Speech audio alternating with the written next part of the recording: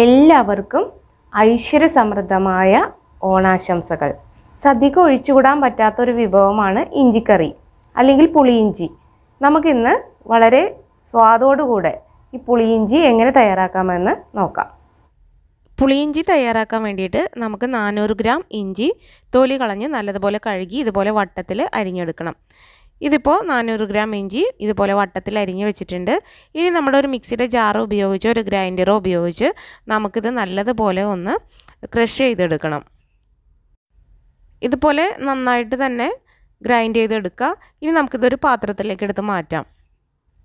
ഇതിപ്പോൾ ഞാൻ എല്ലാം തന്നെ ഗ്രൈൻഡ് ചെയ്തെടുത്തിട്ടുണ്ട്. ഇനി നമുക്കിതൊന്ന് ട്രേയിലേക്ക് ഇട്ട് കൊടുക്കാം.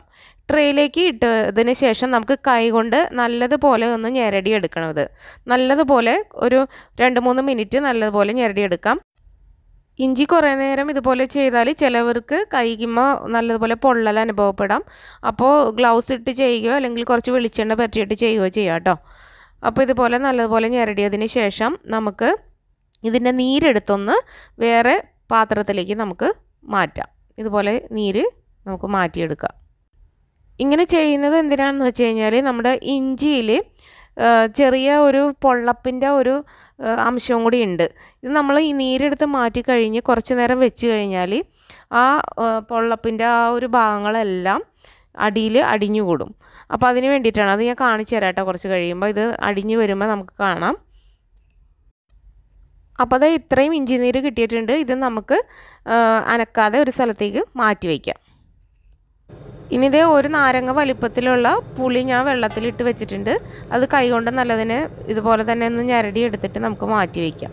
പുളിവെള്ളം നമുക്ക് വേണം. ഇനി ഒരു പാൻ അടുപ്പത്ത് വയ്ക്കാം. ഇനി ഇതിലേക്ക് ഒരു 3 ടേബിൾ സ്പൂൺ വെളിച്ചെണ്ണ ഒഴിച്ചു കൊടുക്കാം. ഈ വെളിച്ചെണ്ണയിലേക്ക് നമ്മൾ നേരത്തെ ക്രഷ് ചെയ്ത് മാറ്റി വെച്ചിരിക്കുന്ന ഇഞ്ചി, അതായത് അതിൻ്റെ നീരൊക്കെ നമ്മൾ എടുത്തതാണ്, അത് ഇതിനകത്തേക്ക് ചേർത്ത് കൊടുക്കാം. ഒരു 8 അല്ലി ചുവന്നുള്ളി പൊടിയായി അരിഞ്ഞതും ഒരു 3 പച്ചമുളക് അരിഞ്ഞതും കൂടെ ഇതിനകത്തേക്ക് ചേർത്ത് കൊടുക്കാം. ആവശ്യത്തിനുള്ള കറിവേപ്പിലയും കൂടെ ചേർത്തിട്ട് നമുക്ക് നല്ലതുപോലെ വഴറ്റിയെടുക്കണം. ഇത് നമുക്കൊരു മീഡിയം ഫ്ലെയിമിൽ ഇട്ടിട്ട് നല്ലതുപോലെ ഫ്രൈ ആയി വരണം. ഇപ്പോൾ ഇത്രയും ക്വാണ്ടിറ്റി ഉള്ളതെല്ലാം ചുരുങ്ങി ഇത് ഫ്രൈ ആയി വരുമ്പോഴേക്കും നല്ലതുപോലെ ചുരുങ്ങി വരും. അപ്പോൾ കുറച്ചേ നമുക്ക് ഉണ്ടാവുള്ളൂ കേട്ടോ. ഇത് കുറച്ച് സമയം എടുത്ത് തന്നെ നമുക്കിത് ഇളക്കി കൊടുത്തുകൊണ്ടിരിക്കാം.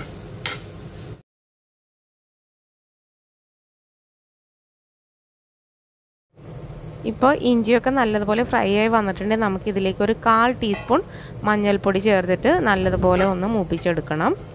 മഞ്ഞൾപ്പൊടി ഒന്ന് മൂത്ത് വന്നു കഴിയുമ്പോൾ നമുക്ക് ഒരു 3/4 ടീസ്പൂൺ മുളക് പൊടിയും കൂടെ ചേർത്ത് കൊടുക്കാം.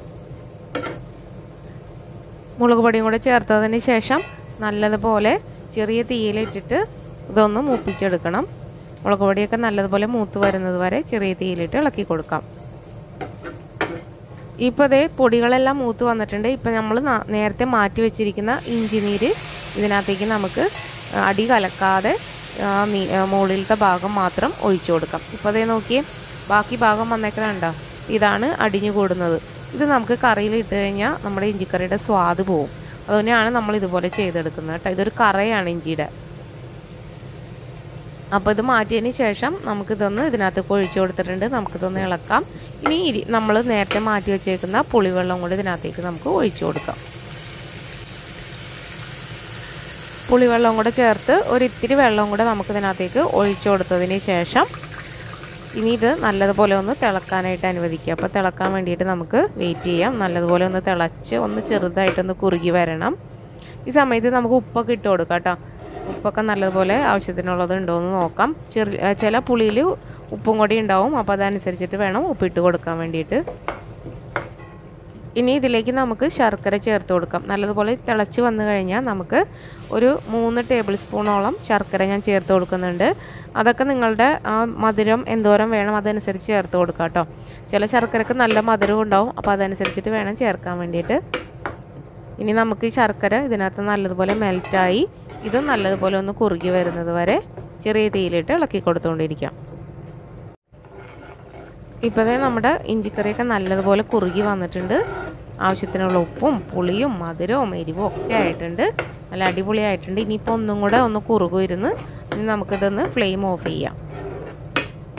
നമുക്കിനി ഇത് സെർവിങ് പ്ലേറ്റിലേക്ക് എടുത്ത് മാറ്റാം. സ്വാദിഷ്ടമായ ഇഞ്ചിക്കറി ഇവിടെ റെഡി ആയിട്ടുണ്ട്. നിങ്ങളെല്ലാവരും ഒന്ന് ട്രൈ ചെയ്ത് നോക്കുക. വളരെ ടേസ്റ്റ് ആയിട്ടുള്ള റെസിപ്പി നിങ്ങൾക്ക് എല്ലാവർക്കും ഇഷ്ടമായെന്ന് കരുതുന്നു. നമുക്ക് പുതിയൊരു വീണ്ടും എപ്പിസോഡിൽ കണ്ടുമുട്ടാം. Okay, bye, thank U.